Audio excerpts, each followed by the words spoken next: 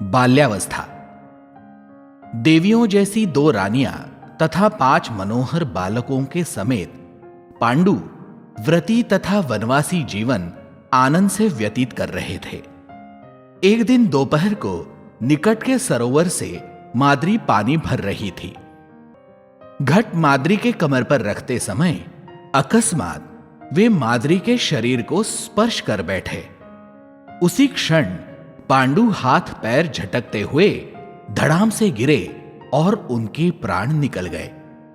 आसपास के तापस दौड़ते चले आए। तापसों ने पांडु का विधिवत अग्नि संस्कार किया। सभी चिता के चारों ओर साश्रु नयन खड़े ही थे कि अकस्मात माद्री ने जलती हुई चिता में प्रवेश किया। वह सती हो गई। 3 दिन के पश्चात वेद मंत्रों से शुद्ध की हुई पांडु तथा माद्री की अस्थियां मृत्तिका से बने 2 कलशों में रखकर तापस कुंती के पास लाए। पांडु तथा माद्री के अस्थि कलश लेकर कुंती और पांडवों सहित सभी तापस हस्तिनापुर पहुंचे। कुंती ने अपने 5 पुत्रों सहित भीष्माचार्य को शीश झुकाकर प्रणाम किया। भीष्म ने 5 बालकों को छाती से लगाया और कुंती तथा पांडवों को लेकर वे पांडु के राजप्रसाद में आए। भीष्माचार्य ने पांडवों पर राजपुत्रों के योग्य सभी उपनयन आदि वैदिक संस्कार करवाए। पांडव शीघ्र ही राजप्रसाद से अभ्यस्त हो गए। नम्रवाणी तथा विनयशील व्यवहार आदि गुणों के कारण वे शीघ्र ही सर्वप्रिय हो गए।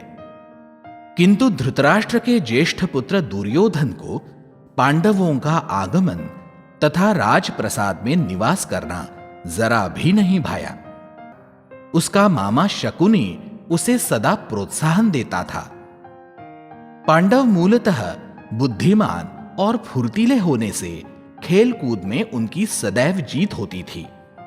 भीम स्वभावतः उदंड तथा नटखट होने के कारण अपने चचेरे भाइयों के साथ उसकी मारपीट तथा उधम सदैव चलता रहता था।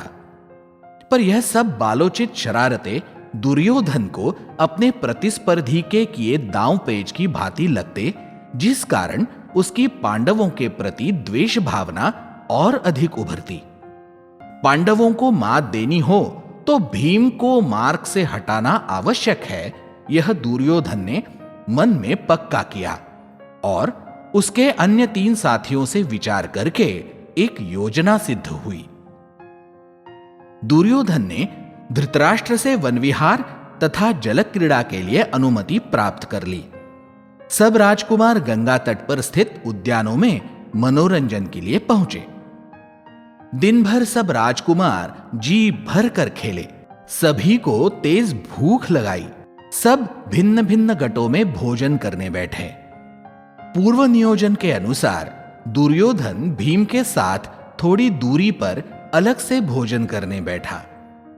वह भीम को आग्रह के साथ खाना खिलाने लगा। भीम भी बिना किसी आशंका से आनंद मग्न होकर खा रहे थे।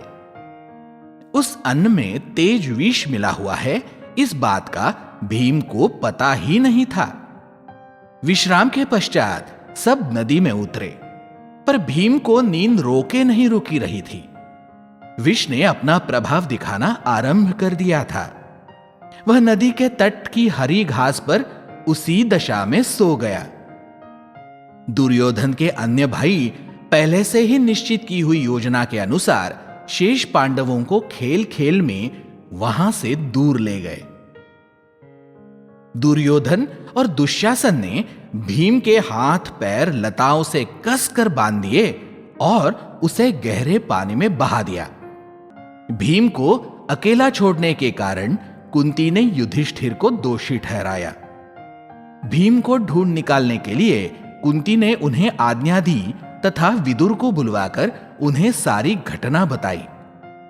विषबाधा के कारण भीम अचेतन अवस्था में गहरे पानी में बहते हुए सीधा नागलोक जा पहुंचा।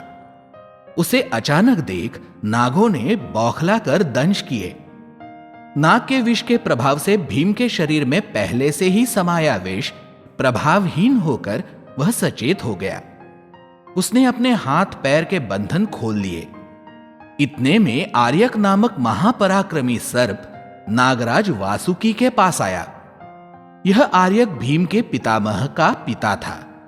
उसने भीम को पहचाना और वह वासुकी से बोला, नागराज, इस बालक को वह पी सके उतना अमृत पिलाए।